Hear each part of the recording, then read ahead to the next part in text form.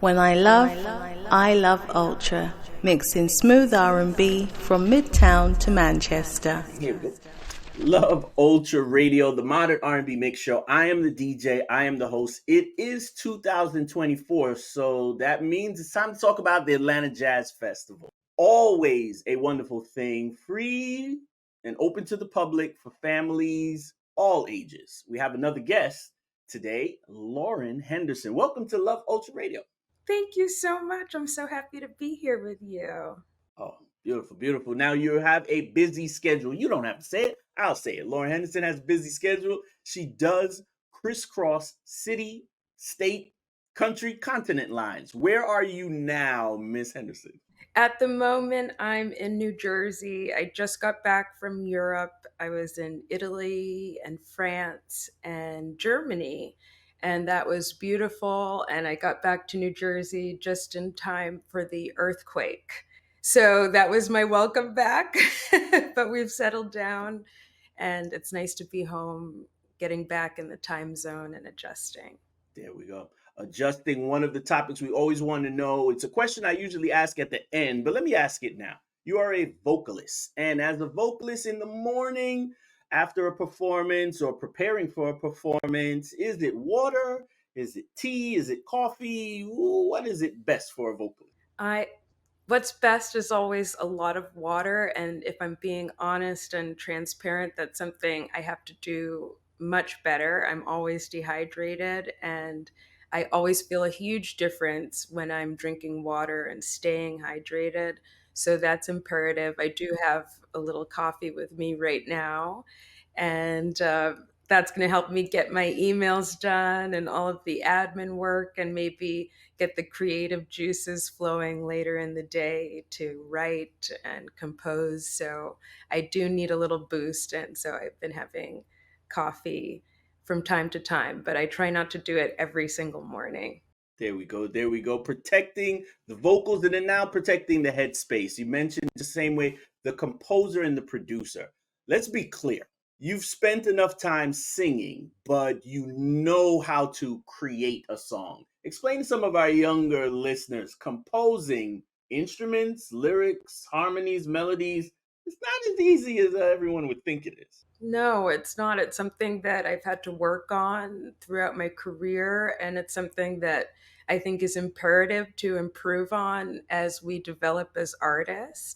A lot of my favorite artists get better and better each year, each decade, and they grow and they understand their instruments on a new level. They connect with more instruments and try to expand musically. So that's the path I'm going on. And I try to treat that like my body, going to the gym, working out, staying hydrated, feeding your mind and your creativity is something I think we all should commit to doing if this is your profession.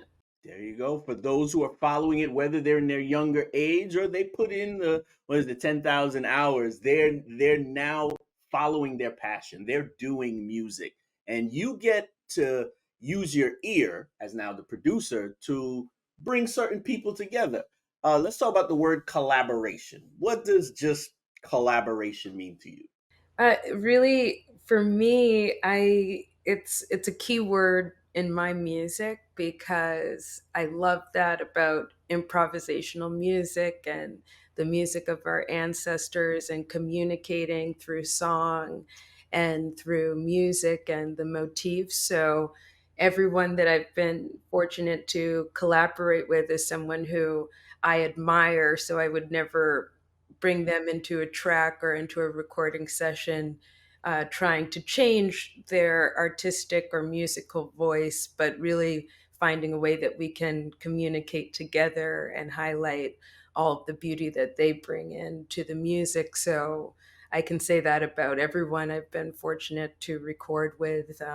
I want their voice to be very present on the track as well. And it's also my privilege to have them collaborate with me. So it's key to me, collaboration. Very key, very key.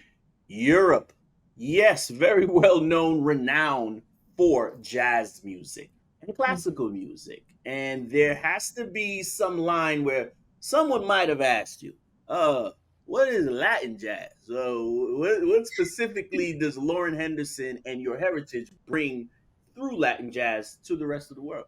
Absolutely. That's something that we're also exploring and delving into, and it's a key subject as we talk about the diaspora, the African diaspora, and our peoples all around the world speaking different languages and being incredibly diverse. So, my grandfather, my maternal grandfather, was born in Panama, and he actually provided parts to the Panama Canal. So he was part of constructing that. And Afro Latinos in Panama are ever present, the Caribbean presence all throughout the Americas, and the diaspora being so beautiful and diverse. And then on my father's side, having my paternal grandfather be in a jazz drummer before going into World War II to fight in the Black unit. And so during times of segregation. So this is all present through the music and the music that's carried on through tradition. And I have all of my idols from Sarah Vaughan to Celia Cruz, a very famous Afro Latina who I would consider that Latin jazz, and also the presence expanding into Brazil and a lot of the beautiful, beautiful standards in Portuguese as well. I love embracing that. And we have some Cape Verdean family as well in Boston. And so it's nice to have diverse heritage and different languages to build upon and explore. And that's our right. And it's also important that mainstream media knows that we're diverse and we are everywhere. And all of these communities and cultures are diverse and have different people who can expand and develop the music along with a lot of those who were represented more in mainstream media. So it's about expanding and growing and spreading the word and sharing music, which is what I'm really passionate about. Very universal, spreading music, spreading the passion of not just saying, hey, I used to love to just sing, but then now I'm a professional.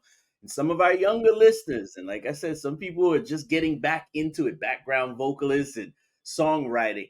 Let them know about the discipline. Let them know that, yeah, sometimes you can learn things out of the system. Sometimes you need to go to school. Yep. So The strictness of being trained. absolutely. Well, I have an MBA, and a lot of people say, "Oh, why did you do that?" But I own a record label, and that's a big part of my branding. I have to show my earrings because it's Brontosaurus Records, and that was important for me as an artist because this is how I make a living. This is how I pay my bills. This is how I pay my student loans in this country.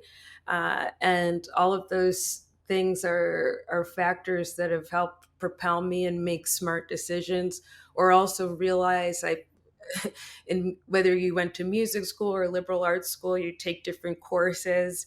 I took accounting in business school. I did well in business school, but accounting is not my strength. And so, but I'm informed enough so when I'm speaking to my accountant, I understand what they're doing instead of just handing things over blindly and just putting my entire business in someone else's hand without any information and forcing ourselves to make the space to educate ourselves and grow and develop. There are tons of things that I don't know, but we have resources and we have to use those, and we have to support each other as musicians to get access to some of those resources. So that's also what I'm passionate about with the label, just helping my peers and helping each other, learning from each other, musically, professionally, business, creatively. And I got you. We only have her for a short amount of time. It's Lauren Henderson. She will be at the Atlanta Jazz Fest. Like she said, she is a boss and she's about her business. Let me see what she knows about Atlanta. Atlanta Jazz Fest. What have you heard about the Jazz Fest, and what have you heard about Atlanta, Georgia? I love Atlanta. I have two cousins who are alums of Spelman and Morehouse, and I have a lot of friends there. I have a really great band that half of them are based in Atlanta, so they'll be representing, and I'm so excited to go there. I've enjoyed it every time.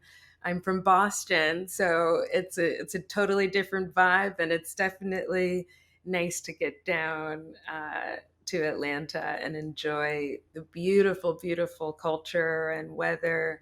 And my parents years ago went to the Atlanta Jazz Festival, so it's really beautiful for it to come full circle. And I remember them telling me about seeing some of my heroes and mentors and inspirations, and I'm very honored to be able to share the stage with my peers who I admire immensely and many of whom I've collaborated with. So it should be fun. I'm looking forward to having a good time with the audience, and I want to have fun and make sure that everybody else has a beautiful evening. That's it. That's it. It's going to be definitely an all day, all weekend, 3 days, 15 artists. Let's just speak real briefly. Like you said, from Boston, Boston has its heritage and it has its structure and tradition for jazz performances. Great symphony halls, theaters, the same way. But sometimes we do need open space. And for Atlanta Jazz to be open green space, I'm like some other cities, but we like Atlanta. Let's just talk about that. How can we get more people, more citizens, more council members, mayors involved in more jazz live events? I think you are key to that. What you're doing is so important to the community, the curators, those spreading the word, supporting artists and creatives. Exactly what you're doing is perfect. And I think we have to encourage everybody to share and support all of us across platforms, spread the word. Press is very important. I'm grateful to all of the wonderful press that we have around us supporting us, not only for the festival but throughout our careers. So it's really amazing, and we have to keep supporting that. People have to keep supporting the arts so we can afford to promote all of this fun art that we want to share with you. Love it, love it. We only have it for two more questions here on Love Ultra Radio. Just like you mentioned, yourself now helping to produce music, helping to market and advertise and share music from different peers. We need to salute community radio, college radio, commercial radio. WCLK is celebrating 50 years of jazz here. Um, Explain again from the boss perspective. I got to still send out those press kits. I still got to do help my artists send out those drops and jingles. That's still part of the process of staying in contact with the mass media. Absolutely, and in certain genres, you have to adjust with the times, or you need to adjust to what the norm is, and how a lot of the curators prefer to receive music, and so a lot of that is it's imperative to mail things out. People still want to read liner notes and understand who's playing. We are in a genre where it's imperative to know, who's that on the vibraphone? That's Joel Ross. Who's that on piano? Sullivan Fortner. These are my heroes and my collaborators, and that's to me part of the tradition that's very important. I try to always have all of my band members listed when I release music, because it's simply not just me, it's all of us together making the music possible. So that's celebrated, but of course there is a financial cost. There's a responsibility, and it's a great cost, so we have to budget for that. But those who support help us pay for printing CDs and vinyl and getting beautiful artwork, or paying for photography and promo videos and all of the things that we have to do to invest in ourselves and our business and the promotion of these music and the performances and the venues and shows. I like it. I like it. There's not a wrong answer, not a hard answer. Let's talk about one more word. We just went through Black History Month. We salute that. Reggae Month down there in Jamaica. Then after that, we have International Women's Month. And then, of course, we know May here in Atlanta is Jazz Month. So let's talk about that word representation. We have a woman here, and that word representation, what does it mean to you? Yes. Representation matters. Whenever I hear that word, I think of that. And that really is a main theme in my music. I think it's important to see a Black woman who speaks Spanish, who composes in Spanish, who composes in English, and feels the liberty to compose in any language that she's empowered to, and connect to different cultures and the cultures of my ancestors, and feel represented, and maybe inspire other young women and other women of color to embrace that, and not lean away from it. I think in my personal musical journey, people would say, "Oh, you should be belting." I'm not a belter. I sing the way I'm from one of the oldest sailing towns in Massachusetts, so I have to be who I am, you know, and and that's all part of my story, and my parents' story and their ancestors' story. Spanish is, I feel fluent. I can express myself, but it's not my first language. It's not my dominant language, but it's a language that I have embraced, and it's important to represent Afro Latinas and that story as well. And I've had the blessing of the ability to live in Mexico and Spain, and really delve more into those beautiful cultures as well, and navigate that as a Black woman.